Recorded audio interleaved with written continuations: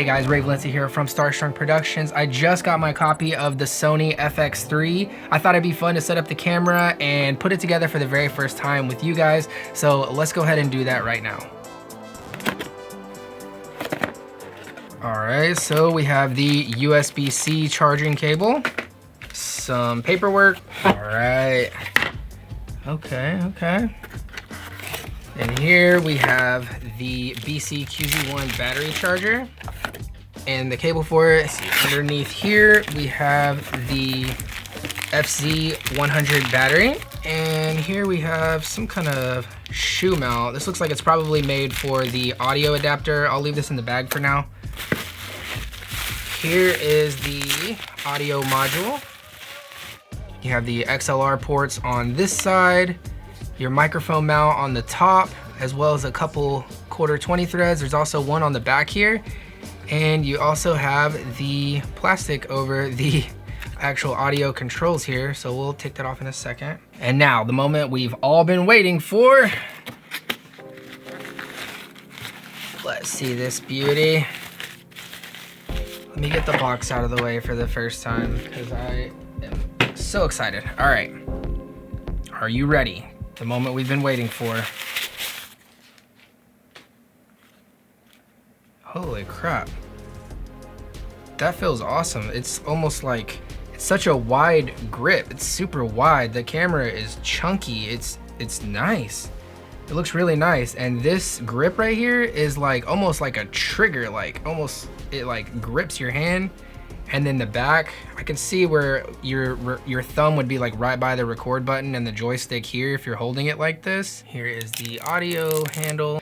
You can either turn the audio handle on or off. There's a little door in the back here that says channel 1 and 2, or you can go in 1 and 2, or input 3. So there's your input selector there on the back. You have input 1, input 2, and up here is input 3, a regular 3.5 millimeter jack. So this is the audio module here. You have the input 1, 2, and 3 and all the different settings for those, including your gain and your fine tuning adjustments here for your input. You can put it on automatic or manual. And this module accepts line levels, mic levels, or even outputs phantom power, 48 volts on this third level right there. Okay, now this is a super rare moment where you get to see your Sony E-mount without any scratches or damage on it. Look at that.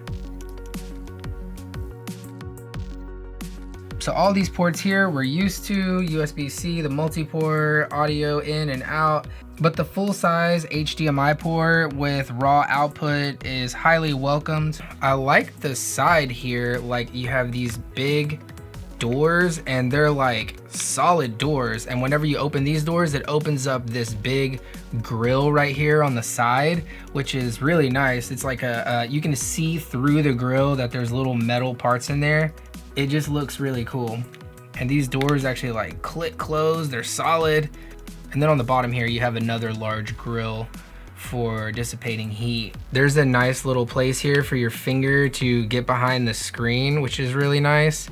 And it is a flip screen and it's touch screen as well. By default, like I thought the door would pop out like this, but it actually goes back and up. There are two UHS 2 slots that are also interchangeable with CF Express Type A cards. And it's also back compatible with UHS 1, of course. They're just not quite as fast. So that's really nice. I like this like new design that they have here. As you see, like this really like sharp corner here. It's really nice. Like it just fits your hand really good here. And it's deep. It's deep. So like, see, if you hold it like this, you can see like your thumb is right there by that record button.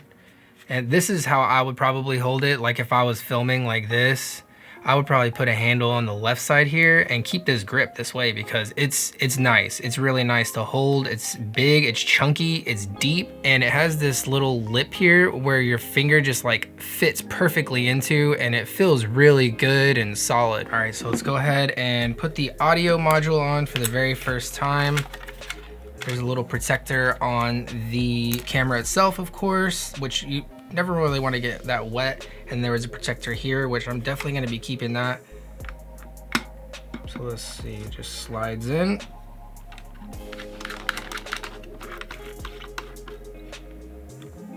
Oh, okay. And there it is.